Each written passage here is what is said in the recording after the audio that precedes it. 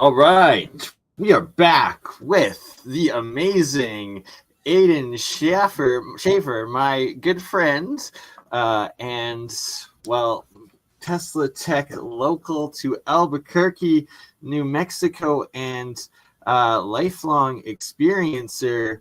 When you had some more up close encounters, I guess, and recordings that you were able to take of them. So let's start off with that, my friends. Yeah, it was today's what, the 7th, the 6th, going into the 7th. So it was like about a week ago on the 1st. I was going out for an evening stroll, and I happened to look to the west in my front yard, and there was just got the zing, the tingle, the knowledge. I was like, oh, that one there, that's not a planet or anything. And then it was just a solitary vehicle. The event lasted for about 15 minutes. But then over those 15 minutes, it kept pulling in other vehicles to it.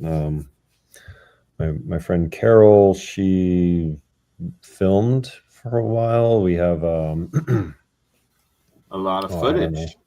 Yeah. I mean, like I said, it was solidly for 15 minutes, and we filmed like maybe 2 minutes of it. And this is towards the end. And this is actually, it's through a reticle, but you can see the blinking light to the left. Yeah. The one in the middle is the one that was stationary that was red. All sorts of colors, yeah. You're going to see more. You get some optical aberration through the atmosphere. You get twinkling off of it, but to the naked eye, it appears red. You know, you get some. I see what you're saying. Get what you're saying. Yeah. So through the camera artifacts, it's kind of like bokeh, but not. So this overall, to the naked eye, was red when you're looking at it. And it was I had a dream. I guess I want to unpack this. So this was like last Monday, I guess, the 1st. Was it Tuesday night, Monday night? That weekend before, I had like a premonitional dream where the imagery of it was first there was a strong section where I was in contact with NHI because of the lucidity within the dream was to like the 9s and 10s. Like, I don't know, you're a crypto alchemist, so like maybe like a lucid dream on acid, but I'm not. I get what you're saying. It's like it's so lucid, it's so real that it's most likely mechanical, the actual like experience. And like when people have abductions, a lot of time it's through that astral feeling experience sort of thing. I was in an X space with over on Twitter. There was a couple ladies that are experiencers. Like, that's the cool thing that's happening in the ufology group. Of, you know, some people you vibe in on other experiencers, but there's a minor debate. Are the abductions astral or physical? Right. So, I mean, this dream was definitely, I'm trying to remember. It was like a tantric deity. There's this like kind of tetrahedral object, right? I'm trying to create like a dipole. And when I'm in person, I'm a hands talker. So I can't, there's this, and then there was a third one coming through it. So it was kind of like a bent inverted tetrahedral. And then there's 3D printing. And then when I was looking at the wisdom deity, it had like a jaw, and then another jaw, and then another jaw, a jawbone. like this 3 levels of So multiple jawbones you saw. yeah, but like a layering on top of a layering, like how my hands are. So, and then the Yeah, I person, get what you said. That's fascinating in regards to like a lot of the tales or stories of the giants and giant bones with 2 rows, right? Of quite possibly, yeah.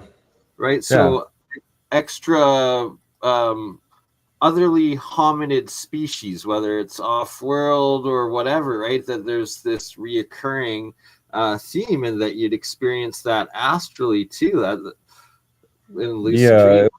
The details and the quality of it, the sobriety of the dream would tell me that there was like technology behind the underlying the clarity of it. That's something that I've over the last year has kind of been through all the close contacts with the monitoring systems. Is like there's a clarity, a preciseness to it when there's some of the psionic technology involved with the dream communication. But it's always it foreleads the physical event. So this was, back to the Right. So just narrative. to let the viewers know, if they didn't catch our first interview, which everyone should go watch, and I got to spend 2 weeks with Aidan and Carol in New Mexico this past August, but that you had told your original story from uh, when you had the premonition when leaving the East Coast, going back to New Mexico, and that you were told that you would experience like this mothership, and that you went, you followed it, you did it, and sure enough, it happened, right? That this is ongoing, Yeah, reoccurring processes. that's close. Yeah, it was like, I make it out correct? to Vegas within a week, and then go out to the Buddhist retreat center. They told me like I had a week to get over to Albuquerque to see a probe ship for uplink, and it's March 2024. Years go by. Part of my consciousness is on a ship, I think. I've experienced different field gradients, so trying to remember things is anyway. Creatine monohydrate helps a lot with smoking too much cannabis. And I've been Carol's been helping me get on a good scientific diet. So I've been like, losing weight and just doing some boring stuff around the house. But anyway, the field No, that's gradient good. causes missing time, causes some, I don't know how to put it. It's a different field gradients. It's the reason the androids give cover memories. So when you're on ship time, your clock is running at a different rate than when you're on planet time. I Uh, get what you're saying, right? So like for out of body lucid experiences, but then also abduction or space or anything, it's the time is not this linear overall structure in the greater universe, right? That there's multiple planes, sort of thing. there's you just got to keep in mind there's torsion to the field. You're on a spinning object that's spinning around another spinning object. There's this spinning torsion. And then if you get into all the physics from like APEC or general relativity, they talk about the nuclear clocks and that the clocks run at different rates. Well, what's really going on is that at the nuclear level, you have these electrons, and it's the rubidium and cesium atoms. There's a specific isotope, and then they know the transition time between the valence band and its lower next one, and this turns into a distance. And that measurement of distance, the stronger the field gradient, the harder the smaller that distance becomes. And we're measuring time with a band gap. There's still like a lambda, like here to back. Measure the distance divided by 2, and that gives you your time. sort of stuff. But anyway, general relative, it's if you can see a three-dimensional object and imagine a cloud all the way around it that's on a gradient, and the further you get out, a bell curve kind of does it justice. But the field gradient within a ship is a different band gap versus the planetary band gap, and your neurons, the biophotonics and your electric system in here is running on this versus this in band gap terms. I don't know if that need to get a whiteboard for some of this stuff, but anyway, ship time is not the same as planet time, and sometimes it's like you're rushing through things. I don't know. I'm kind of in lost narrative mode. So yeah, this event was last October 1st for like 15-20 minutes. It must have been much closer to Albuquerque, maybe over Double Eagle Airport. I wish other people would come out, and I put it out on Twitter and it hasn't done much. Have a friend over. Probably because it's real, right? They always suppress the real ones and promote the fake ones.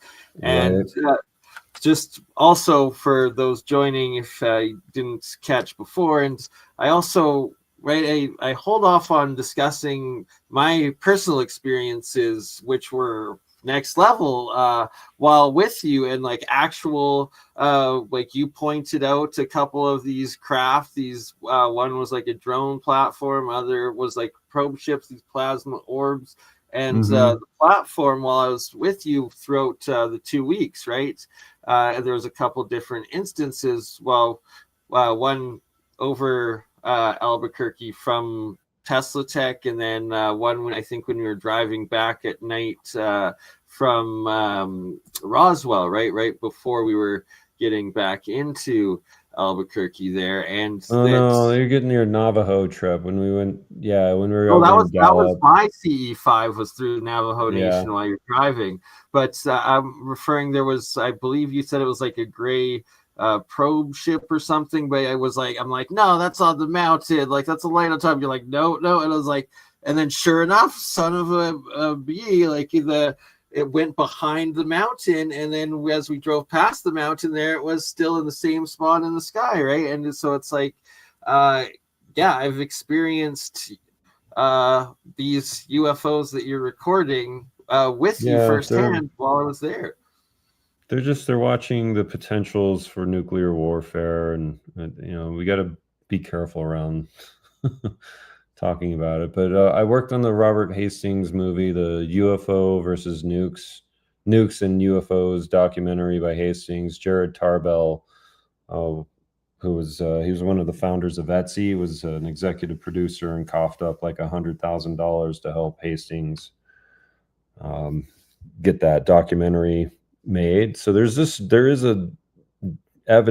documented evidence of something monitoring the nuclear industry within globally. It's not just here in the United States. So right, a long history, both the Soviets, the Americans, also over in the UK a bit when they were messing around with Randallson Force, and that it's been ongoing since like the first atomic blast recorded with the hydrogen bombs. Lots of rumors and legends saying that the UFOs actually had to show up with one of the hydrogen bomb tests to stop what was a chain reaction that had started potentially. And like, is this Russian, or that's a new one for me? I believe it was the Tsar bomb off in the Arctic Russia that was recorded with, and that also through like Montana, Idaho, where the U.S. UFO or nuclear arsenal has been, that there's been reports of them interfering there, like throughout the decades, like since the 50s, ongoing even like recently. And that Albuquerque, New Mexico, where you're based, is another major hub, or the hub for the military's operations and manufacture of the nuclear triad Right. Yeah. deterrent, right? So it's another hotspot and reason why these UFOs continuously are there. Yeah, I mean, Sandia Lab's primary mission is to maintain the nuclear arsenal, and there's if you get into the science of it, like tritium has a half-life of 12.3 years, so in certain assemblies they have to disassemble them and redo the tritium. There's other things, so I don't know. A lot of this is Wikipedia. There are, but tiptoe gently through the border patrol. Anyway, yeah. So I mean, this is just an event. Like I'm trying to. I mean, I'm trying to weave my dream world into the waking world, and like the phenomenon talks to experiencers through dreams. Sometimes you think you're on board a spaceship, but you never leave your bed. Other times you are taken out of your bed and you think you're just having a dream. It's this very funny. Does life imitate art?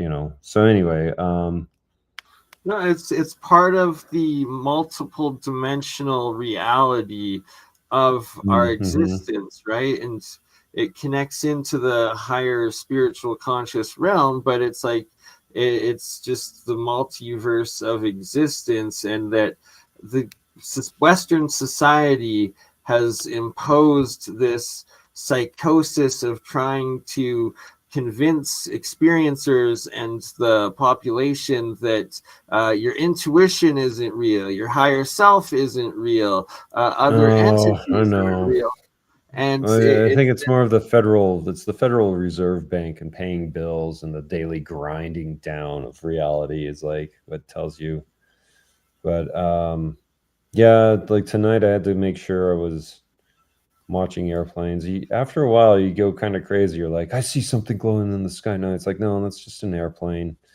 Like, I mean, and absolutely right. It's got to everything has to hold up to scrutiny, and you have to make mm-hmm, sure from your own experiences that you like once you experience you start to get a bias, but then you have to be stay grounded in right, reality, right? And it's like right. we all have that, and uh it's that there's both in this reality. And Well, I mean, I've tried to. Like, some of your apps can be useful. The flight radar or the ADBS, ADS-B. Sorry, but so tracking the military on it, or I mean, that would be an interesting thing to go off. There are ways of getting onto some of the flight tracking software and getting the military transponders. But early on down here in Albuquerque, I learned to like you check the flight radar, then you check the what is it, like Solar Walk is one of the apps, but some of these stargazing apps, like, is that Venus? Check it off. Like you check for Venus and Jupiter at night, make sure they're not yep. there, and then you look for during the day. You look for commercial versus whatnot. So, but yeah, this one was just sitting there for 15 minutes. We didn't. Right, and It it's a pulls pulsing in orb. objects. It's a Hmm. sphere, and it This said is a it's a command ship. Yeah, no, it was holding steady. There's other. I don't know if you go back and look at. Let me see which one. The one that's 1 minute and 15 seconds long. That was towards the evening, towards the end of it. And you have to do a zoom in on it. Let me see if I have that. It was doing some weird stuff at the end. It was making a large flux tube. Here, I'll send you the next one on. I had to do it via just scroll pinching, on your phone. The original footage is much crisper, so I hope yeah. data compression doesn't degrade some of this. I know it does, like on Twitter. 720 DPS or whatever. But it was towards the end of it, it was just made this like long tube. And I think it's doing it. I can tell it's the longer one, but Right. And I So just gives like a cigar shaped more style tube, and that you're saying the mothership, and that's like I consistent with guess. what's seen over and over again. Yeah, I mean the cigar shapes are not they're interplanetary. There are the further you go into trying to catalog the more shapes you come up with. Triangles are not cigars, or like there's jellyfish ones that I've only seen on YouTube. I've never seen one. And it's like it'll be a large blob with a bunch of danglies underneath it. Jellyfish, tetrahedrons this summer. Cylinders that wobble. That's a personal viewing, but during July 4th, there were a pair of cylinders with blackout lights. And I had another premonitional dream, and then internal transponder, my inner sense, my spidey sense. Let's call it that for now. Psionics, NHI, psionics. That's real. It's well, Yeah. also gut feeling, intuition. It's just the higher self or outside information from others, right? Telepathy is technology. Technology is leading to telepathy commercially. It's so they're just these guys are the ones that are monitoring us and letting certain things happen and not. They play God with us. I mean, I'm sorry. I was hanging out with the Twitter folk earlier today, and some of these women they're talking about ways of like don't go car camping. they like it when you go car camping, and then they can through the little androids can open the doors, or they can just sort of wake Right, you up and most make you. alone and vulnerable sort of thing. And do they Yeah. uh, do a cytronic attack to then psionic control? Yeah. I mean, once you have an implant and they know the carrier wave, it's was it ultrasound? It's like tinnitus. They just know how to wake you up. If they're there was another experiencer that was saying that they'll give you a premonitional like, hey, we're walking up on you, and you're like you feel them coming, but you're like, I'm not going to do anything.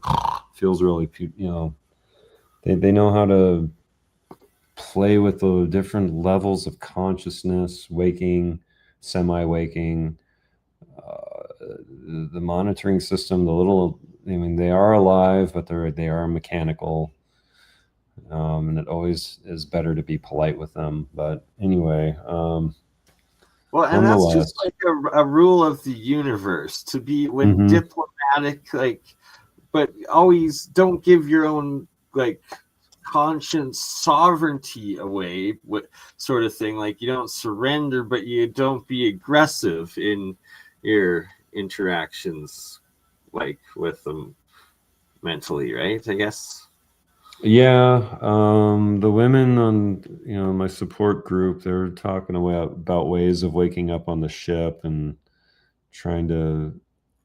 This one girl, Amy, hiking was it Abduction Journal. Amy at Abduction Journal, I think is her abductee journal, something like that. God, I'm foggy on that one right now. I'm sorry, but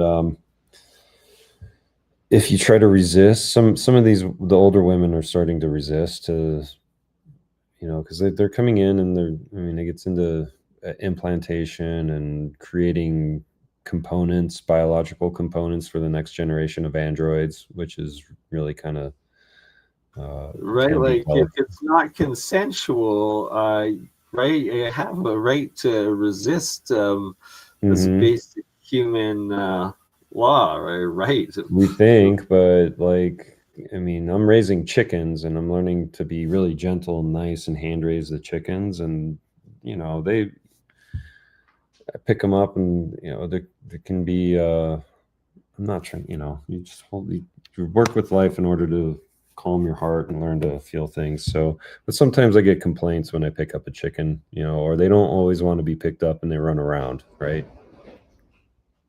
Yeah, So, that's a very good point. Very good point. That potentially are we the monkey, the bald monkey chickens of the off-world beings or interdimensional, whatever. Well, I mean, they're up there. We're down here. They can look down. They have the overview effect. Um, that's one of the things. The overview effect. I don't know if you've ever heard of that term or. Um, I have, but do go into it because this is very important. well, it's why people want to go up to the space station, or why Bezos and Virgin Galactic are able to sell a ticket for like I don't know what 100,000, quarter million for their space planes. The overview effect is when you're up there. William Shatner talked about it perfectly. He's like, within 90 seconds, like you spend your entire life looking at the atmosphere and seeing that there's this big blue blanket over you. And then within like less than 90 seconds, when you go up, you're like, oh, it's not blue anymore. And you're looking down and there are no borders. And you look at Earth and you're like, oh, and you can look down into um, the world and you see it naked as it is without our social media or it's called in general they call it the overview effect. So same thing with these beings that have been here for a while. I mean, they have underwater bases, or there's technology behind all of this. There's biological computing, but anyway, when they're up there in the vehicle and looking down, it's the overview effect and the eye on the top of the pyramid. Right, like that they have the high ground and they have the higher perspective and they also have the higher dimensional reality or existence too. That's it is essentially a demigod's why probably I believe suspect why the ancients referred to their interactions as demigods, were these off-world and trans-dimensional beings and archetypes that are still here today. Yeah, that's. I mean, I miss my younger days and my teenage years when I would study all of the theology and had role-playing game books on that had all of the gods in them and whatnot. So I mean, they've over the years, I'm nearly 50. Have spent time at churches and ashrams and building a temple and a monastery and stuff. And it's like I've come to understand religion is, it's a thought form. If you become highly indoctrinated in any religion, it's just the same as becoming a PhD in some scientific branch.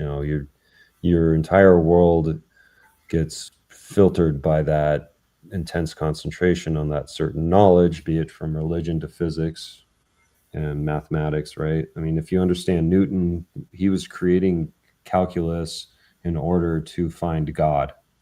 If you, Right, you study Sir Isaac Newton, so I highly recommend his recently released both a theological, and like what were they calling it? It was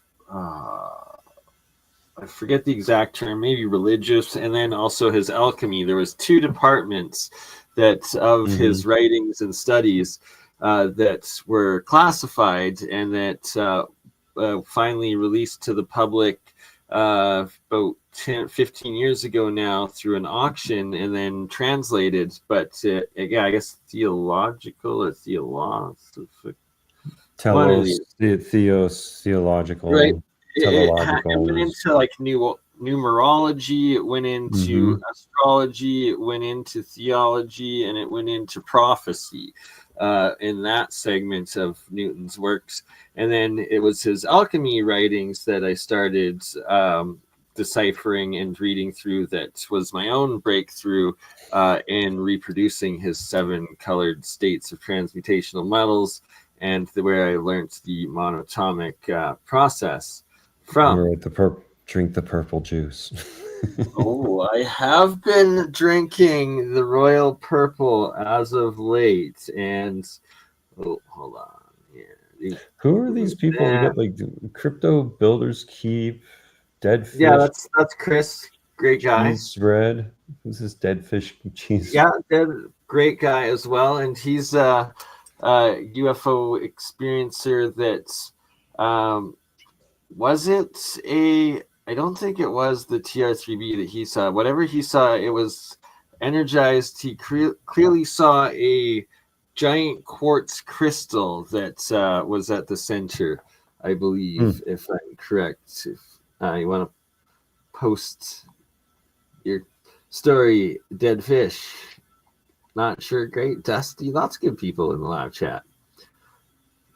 Yeah, I'm not trying to ignore them. I'm just I've tried to join the chat, and then we had like a Rhonda Butterfly. I wonder if that's my friend Rhonda, but I know she's asleep in Chicago. Yeah, no, this Rhonda is from the Gold Coast of Australia. Welcome, Rhonda Butterfly. Welcome from down under, our sister from very far away. So here we go. Got some Winter's of that nearly over. A little bit stirred up, and I take a little sip after stirring it, so there is monotonous. Don't try this at home, people. You'll see just a tiny little sip, just a tiny little. Because also it's made out of pure 24 karat gold, and I'm not. Oh, this one, no, North Carolina. My bad. My apologies, Rhonda. Well, you're up late, and thank you for joining in from North Carolina. Oh, well, hopefully you don't have beachfront property. That seems to be going further inland. I don't know. Right, so I might just start selling some of the purple royal gold, but it's going to be more expensive than gold. So, oh, here we go. We got Tranquil Vortex coming in from the Gold Coast, though, in Australia. Welcome, Nana. Good to see you. Big chunks of quartz arranged in a disc shape. The biggest chunk were in the center, and they got smaller on the outside. Okay. As the propulsion had to be radial crystalline structures, I believe so. But everything I've studied is on like magnesium, and it's difficult. I was going through Jared's. He gave me his arts parts analysis, and he's like 1, 2, and 3. He actually, I guess they threw enough money at it that they got a piece of work on that. Definitely. I guess Mark went balls to the wall, and they were doing SEM, right? Scanning electron microscopy.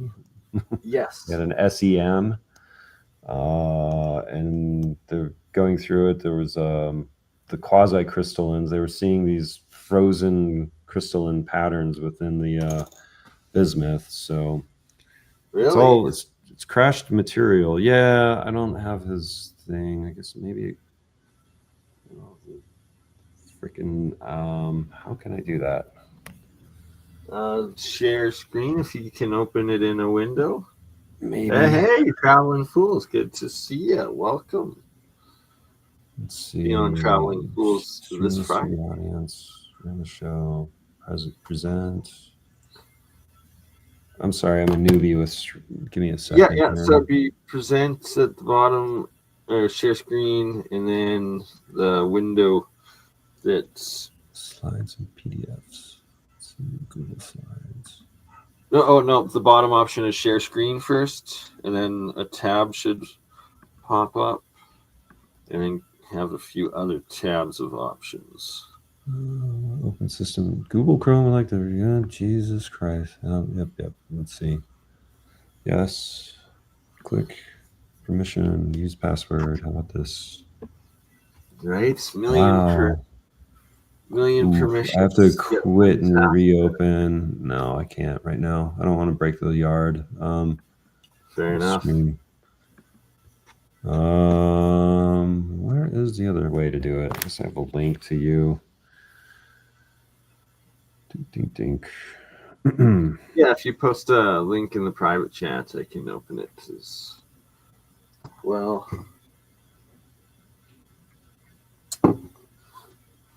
It was a command ship. I've been kind of an asshole, but the thing is, let's bounce it off of your See if this works Yeah, for the you. link for the MUFON. Yeah, it's on your. No, Check it sorry, I out. was saying dead fish. There we go. Got that. It's. Uh-oh. Did I just crash Gonna, myself? hope not. It's all open source stuff, but they got a report from Arrow. It looks like the piece of metal bounced through Arrow, and then they were nice and sent Mark a chunk of it. Arrow, Really? yeah. I had heard it came from Lyndon Moulton Howe's pieces that were the Right. original art's parts from Art Bell.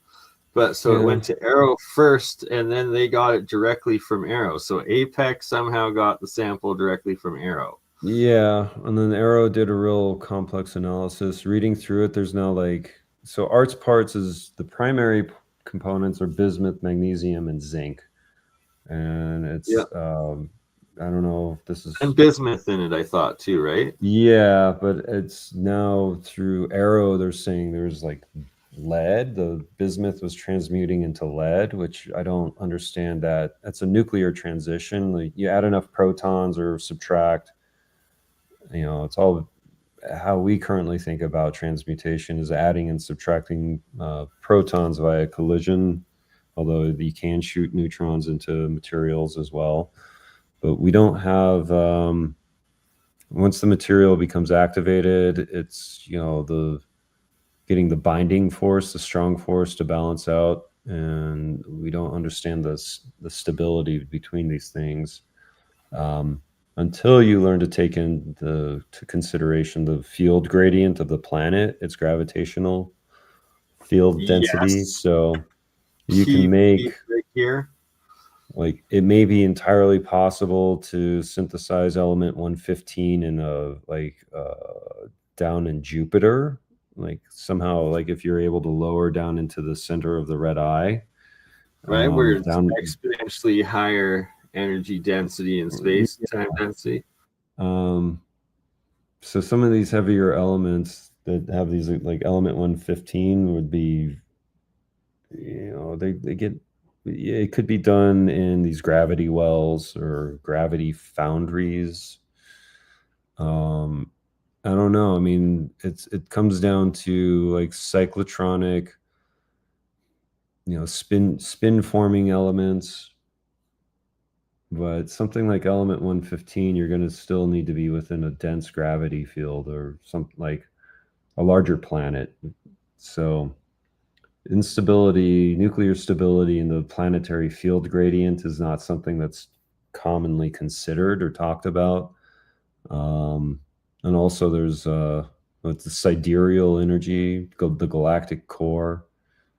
And this is where we need like Bob Greenyer, and he starts talking about the neutrino flux and all that. But if you're able to like focus neutrinos in a higher density, then you may be able to create stability in the strong force and get through some of these weird moments where the material, floats away. So my impression of like, the Moscovium element 115 is that it was made, it would have to be in one of these gravity foundries. Anyway, fresh thought. Sorry, I'm just loading up the files you sent there of the arts. Yeah. Oh, and then within the bismuth, so these like quasi crystals. I'm saying a lot of the things are like, this is material from a spaceship that crashed. So you're seeing nuclear artifacts from the operation of the propulsion field in the material. This is real nerdy stuff. So charge, parity, and time, CPT. And currently in some of the quieter corners of this advanced knowledge, they're looking into topological insulators that prevent charge.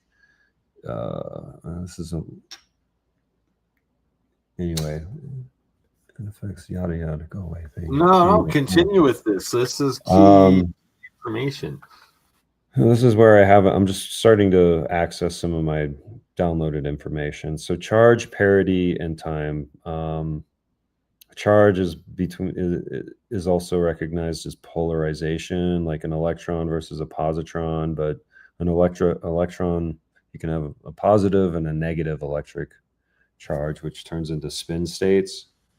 Parity, I believe, is whether or not you have a particle and an antiparticle. And then time, that has to do with, time does have a direction, and that's what we normally associate with the electroweak force, and that it is asymmetrical to the with regards to motion. So time seems to have a direction that it's flowing in. From here, it gets into a bunch of like bracket notation, and then these quasi crystals is kind of one way of. I think it's towards the end of the second one. Maybe it's in this one.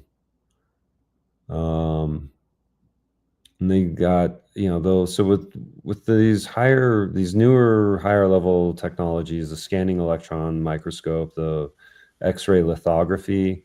With X-rays, you're able to get enough penetration power within the atomic lattice that you can start seeing these crystalline structures, and then they kind of scale out, and you get these regions where these bismuth microcrystals start acting in an organized whole, like what do we call a Bose-Einstein condensate, but it's a quasi-crystal. There is like a crystalline structure within it. So these guys are looking in these little tiny pieces of crashed spaceship material and seeing these funny patterns like sacred geometry. But if you could see, as a material when it's active at the nuclear level, it's not that it's holding a high charge, it's that you've got your vibrations correct and that the nucleus is vibrating, and that's when you start seeing this certain atoms will move through the lattice and then start forming these quasi-crystalline structures at the macroscopic scale. Bam! That is absolutely huge knowledge you just dropped right there. It's when you have them the right resonant frequency, that nuclear oscillation rate of the elements going in at the same time, that you're able to then merge them in together to form the quasi-crystal, is what you're saying, essentially? Yeah. But in the vehicles, I mean, we're talking, this is like in a calculus. So with saucer shaped, you're talking about the saucer with a rotating field. So these crystalline structures are showing up as the waveform is sweeping through, a sector on the hull plating.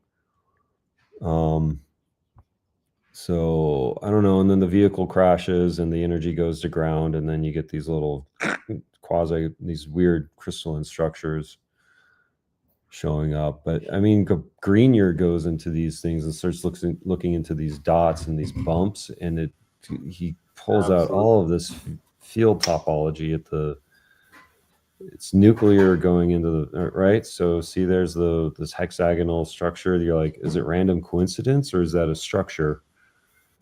Absolute structure in them. Right. So, and these are all,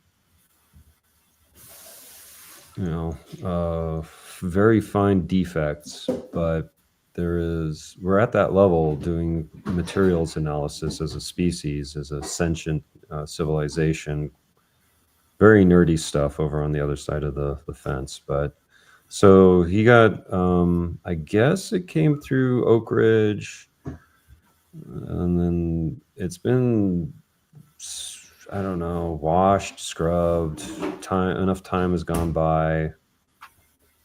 And there's still this like, no, we can't. There's this fear within the military, within the scientific community of some of this knowledge. But what current events are going on around globally? Faster response times. The overview effect. Your vehicle has 6 degrees of freedom. You can just, you have like some sort of hypersonic missile trying to come in, and you can just go, you can either knock it out of the sky or just teleport behind it and then go the other way while it's like screaming. It's what's needed, because the West has seemed to have fallen behind in bullshit hypersonics, which is that's the open claptrap. I don't know. No, meanwhile, these mystery drones. Some are Yeah, ours and some are not ours. So and I say that in like the official level, and it's that then it's when you leapfrog up to like the next or like the full classified higher like hit secret space program or whatever like the technologies are, it's like that's a whole dimension of perplexality and generations above what's like official in like the military term. let me help you clear that. I mean, they talk about it in terms of years, generations and years. So like I was talking with Banduric about propulsion power systems. He's like, most of the recovered stuff is no more than 50 years advanced. How do we put that into it's humanity is in a weird time right now. The hastening is upon us. In the last century, we've gone through more technological evolution than we have in the past 19 centuries. It doesn't. So when Banduric is saying 50 years, it could still be like we're centuries away because somebody in the nuclear community doesn't want to make something, once you start playing around with nuclear, field density stuff, you get illnesses, the gamma ray bursts that liquefy your bones and you're dead within 6 days. Some of this stuff is pretty gnarly. Right. I mean, I have no practical way of getting down into the center of the great red eye, and we have problems with going underwater for 2 kilometers, right? And like the pressures there compress the vehicles. So I imagine going down 200 kilometers in something that's 3,000 times larger than Earth. Or is it 300? You need a plasma field to be able to do it, right? And spherical topology, and then you're playing around with the emptiness within the middle and using the propulsion field to focus that. And that kind of goes into like egg-shaped craft and the fact that the geometry of an egg, especially when underwater, like the shell is so strong, and that it would make sense that if you get a plasma field into that same shape, that in the vacuum pressure densities that you'd be experiencing in other planets or stars or whatever, that that's potentially what you'd need or could use. I don't know. Yeah, I mean, larger spherical objects create a stronger field. I mean, this is basic astronomy, first principles of astronomy, and everything that we've learned through observational astronomy. We got a new puppy, Freya. Oh, you got a puppy? Yeah, Carol got a new puppy last week. That's amazing. What type of puppy? Can we see the puppy? Carol, bring the puppy. Maybe. Hold on. Aidan, bring the puppy. We're getting puppy love. All right. Get in halfway through puppy love intermission. It's puppy time. Almost puppy time. No, she's afraid. Oh, okay. That's this whole thing of, I guess, being able to. Next time. Yeah, she's a little German Shepherd, but. Oh, that's awesome. Love German Shepherds.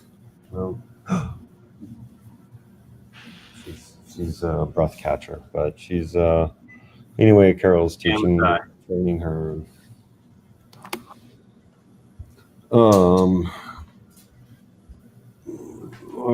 Planet field gradients, engineering. I'll get down to some of the quasi crystal stuff. So circulars.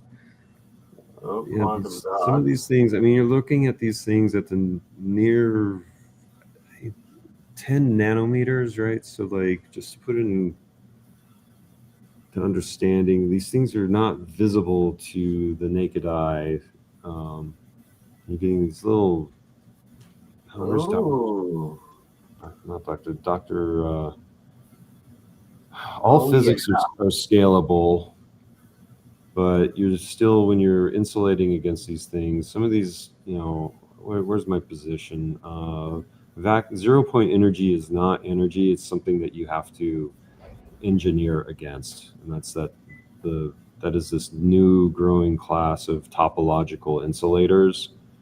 And so these guys are getting fascinated by these quasi-crystalline structures, which are an effect of the topological insulator preserving time.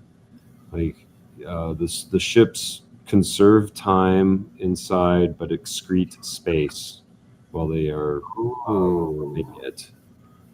They structure, when you're talking about a transmedium vehicle, a saucer can go from the atmosphere into the ocean, and it seems to spin the water around it and put it exactly in, that's a nuclear. It's it's creating a vibration around it that causes the ocean to go, vibrate briefly, near field and far field. These are near field effects and far field effects, but in the near field, it organizes and structures matter around it and spins it around, and then drops it off. Did you see the footage from Burlinson? Come on, Rep Burleson. I'm not saying his name right. Eric Burlinson. I know what you're talking about. I'm not sure if I saw it. It was at the last UAP congressional hearing, and no, the Hellfire one. Yes, yeah, absolutely. And it spins it around, and then the propulsion field, it looks all blobby, and then it comes back into a stable topology. But it picked up the Hellfire and spun it around it, and then simultaneously deployed those three small spheres. Yeah. And it didn't explode. Everybody it was fun to watch the news segment. One key part was the Hellfire missile was the switchback style. That's like only kinetic. It didn't have a warhead on it. But regardless, it's the fact that it didn't go, it just went straight through it, split it into a few pieces, and then it came back, right? Like that's a type of plasma essentially. And how it spun the missile as it went through. Yeah, no, the missile was spun around the platform, and then simultaneously it deployed 3 countermeasures. So this is entirely boring, but hold on one moment. I have to grab just to show. This is probably going to get me in trouble, but whatever. These specific crystals here, and some that I've grown, just for comparison.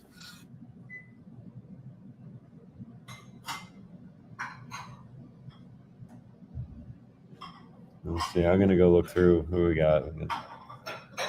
Coin actually marked. This is Kristen person. Yeah. Anyway, quantum dot, Bindi dot on my forehead face. All right, marks of enlightenment. Oh, game.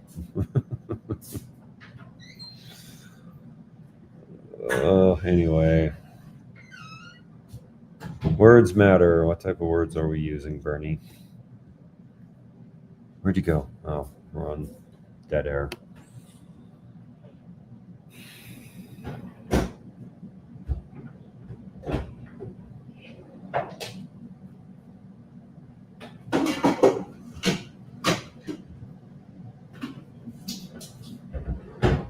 All right, I'm back. Okay, so why I say this might get me in trouble. I've been having some private conversations for the last few weeks, showing off some of my nanomaterials that are definitely metamaterials to different people in different agencies, and have been getting warned, but hey, whatever is what it is. And the aerogels that I make, when the aerogel dries, well, it produces exactly what you're just looking at.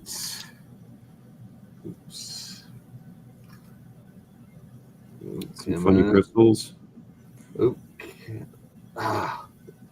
There we go. Low, very, very angel nano hair crystal out of zinc and silver is what this is.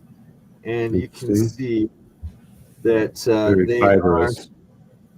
very, very fibrous to the point of being maybe what we were looking at. Oops, come on. We'll focus.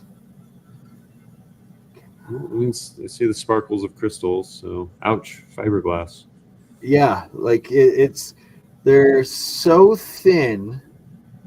They are like a fraction of a human hair thin. Mm-hmm. And it's what forms from the silver and aluminum and zinc aerogel that I had made that I let dry out, and it turned into that stuff, which is potentially this stuff, or very Yeah. similar. Chemistry Very, very book. similar. Crystalline structures, right? Polymers, isomers, and then you get into like crystalline structures again. Goes into like the valence, the bandwidth of the valence, how big the Yep. crystalline structures are. Oh, I know exactly. This is where Exactly what you're everybody boils thinking it down to like the law of 5, 72 degrees. Well, and specifically that some of those need to be exactly 1 atom thick, and that is also what goldine is. Goldine just being discovered a couple weeks ago, even though I've been making it for 10 years, and it is graphene but made from gold. And so here you can see it is the gold color, right? It's gold when the light is directly on it. You're getting the gold color. Mm-hmm. But then when you put the light from behind, you're getting purple. So it is that 1 atom thick that allows or changes the color of light through, and processes of making these meta materials that are in the single atom structures and lattices that give these special properties. Yeah, there's a lot of semiconductor physics. It's all thin film physics, is what they call. A lot of physics are surface effect or a skin effect versus a body effect, where like proton migration, hydrogen embrittlement is a body effect. Nuclear decay processes are a body effect. But color, seeing things in color, that's a skin effect. Electricity moving across a conductor is a skin effect. I don't know. I don't want to go into nerdy condensed physics, but condensed matter. But yeah, I don't know. Where are we going with this, Bernie? You got the glowing orb, teleportation. It's a nuclear physics, right? These vehicles are structuring, they're vibrating in the propulsion field. They're able to structure the atmosphere. That's why the water, atmospheric water, the H2O bonds. It's all bonding. That's exactly what it is, and it's through the atomic isolation.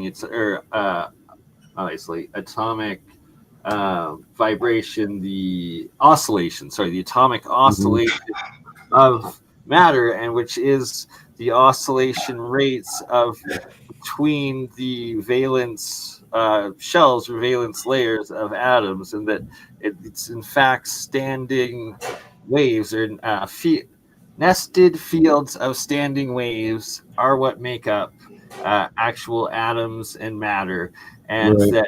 that is the key to it and the key to understanding, and it explains the double slit experiment and it explains so much more. And that's a whole topic for a whole other day. Well, a whole series on that alone. But that's what it gets down to. And that it's that these craft, the different I guess aliens and interdimensional, as well as breakaway human technologies, there's all of the above, and that they all have engineered and used different versions and manipulations of these principles, and that no one understands it better than our good friend Aidan Shaffer here. And you've been experiencing more and more of it. Yeah, like I mean, how does teleportation work? How did the little grays get from their saucers down into the house and are able to walk through walls and stuff? Like, that's what they're. That's the whole problem with like Mark and the Alzaphon experiment, like the dynamic nuclear orientation. Can you get into this a little bit, please? Because it's so relevant to my own work. I guess so. I mean, it's active nuclear moments. I guess once you master like radioactivity and learn how to stabilize things, that's when fundamentally we're talking about quantum teleportation, right? Quantum tunneling.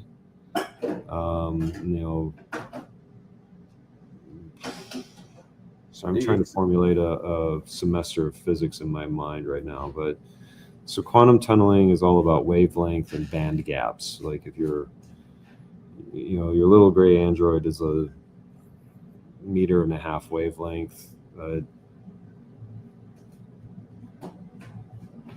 don't know. We get into like entanglement and such. This is all. I haven't come through with a coherent. Fair enough, I get what you're saying. More. If you get a textbook on quantum tunneling, rewind a little bit into like the Alzaphon experiment and what's the issues they're having with the dynamic nuclear spin orientation. Right.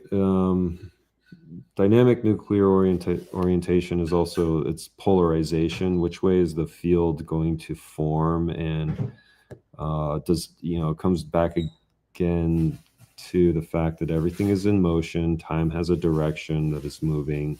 So that causes this self-rounding polarization of a homogeneous field in general, but not always.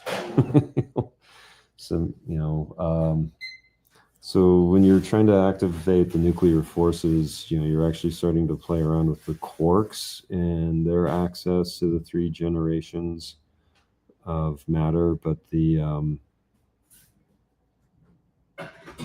action of organizing your structure towards the nucleus, you're at a power system level, you want a single source square wave oscillation, which, not everything, this is all heavy into everything has a vibration, but how many, like if you get a alloy of bismuth and magnesium, you have 2 different nuclei. Those are 2 different vibrations, right? Your power sources have to be a single source oscillator in order to do some of these teleportation effects. But I mean, an android is not a homogeneous nuclear object. It's a composite of different elements. So there's some complex computing that's going on when they're making these things teleport, walk through walls and whatnot. But the ships, I don't know. This is coming back around to the CPT violations and topological insulators. This is I'm thinking in pictures internally, but my words are not. All good, my friend, and I appreciate it because it's extremely complex, and I also have the parallel understanding experience of like when you're trying to source, download like information, and then actually turn it into vocal words and communicate coherently. It's it takes process sometimes, and it's like Yeah, I know if very Perone complex. or Reese, if we could get them talking, they can. Jeremy has done a lot of the reading and research, but for most people, it's like hearing, "Oh yeah, teleportation is real." It's like, no, it's just bullshit. That's Star Trek lingo. But it goes back to like I don't want to start quoting a quantum textbook on tunneling and how your objects are able to move through physical matter if the wavelength that they're vibrating at is greater than the thickness of the material. It gets into RF engineering. People that have done a lot of RF engineering get quantum tunneling a lot easier.